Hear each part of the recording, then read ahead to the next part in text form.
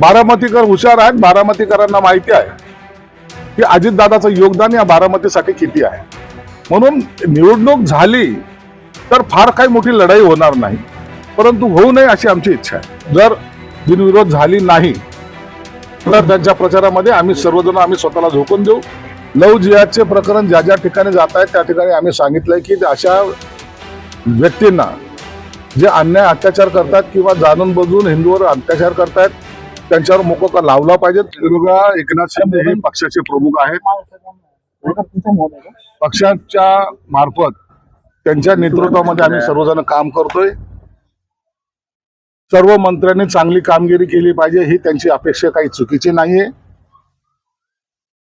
त्यांच्या कामामध्ये पुन्हा सुधारणा व्हावी, त्यामध्ये कुणाचेही जरी नाव असले तर त्यांचा हेतू असाच आहे की सर्व मंत्र्यांनी आपलं आणखीन ऍक्टिव्ह काम थोडं जोरात वाढवलं पाहिजे, पक्षाचं काम केलं पाहिजे आणि त्याच्यात कोणतेही गैर नाहीये आणि तो त्यांचा अधिकार आहे. म्हणून नाराज असलेल्या हे मंत्री का तो मंत्री हे म्हणण्यापेक्षा त्यांना अपेक्षित असलेलं काम सर्व मंत्र्यांनी करावं हे त्याच्या मागचा त्यांचा उद्देश आहे. आणि कुणाला काढायचं किंवा ठेवायचं हा त्यांचा सर्वस्वी अधिकार आहे. म्हणून त्यांच्या अधिकारावर कोणी गदा आणू शकत नाही.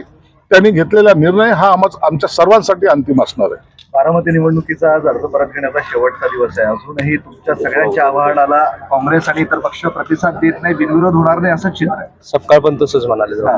बघा, काँग्रेसनी काय करावं हा त्यांचा प्रश्न आहे, परंतु महायुती म्हणून आमच्या सर्व पक्षाच्या नेत्यांनी सुनेत्रा वहिनीच्या पाठीशी उभं राहण्याचा निर्णय घेतलेला आहे. आणि सर्वजण त्यांच्यासाठी जर बिनविरोध झाली नाही तर त्यांच्या प्रचारामध्ये आम्ही सर्वजण स्वतःला झोकून देऊ.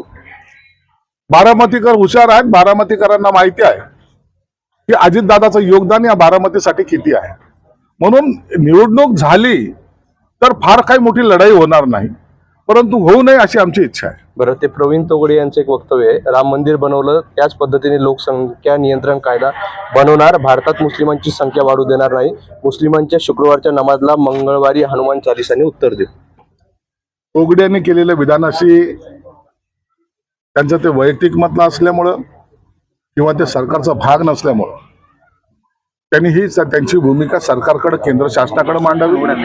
त्याच्यावर आता भाष्य करणे मला वाटतं उचित होणार नाही. सर, एक्सडी इंडिया लिमिटेड कंपनीच्या HR ने मॅनेजर तुमची भेट घेतली. त्या कंपनीचे LPG गॅस मिळत नाही म्हणून 450 कर्मचाऱ्यांना नोटीस बजावली. ती कंपनी उद्या बंद पडणार. मी या संदर्भामध्ये माननीय मुख्यमंत्र्याला ते माझे अधिकारी जेव्हा भेटून गेले त्या टायमाला माननीय मुख्यमंत्र्याला मी सांगितलं होतं. आता मला वाटतं तो प्रश्न मिटला जाईल.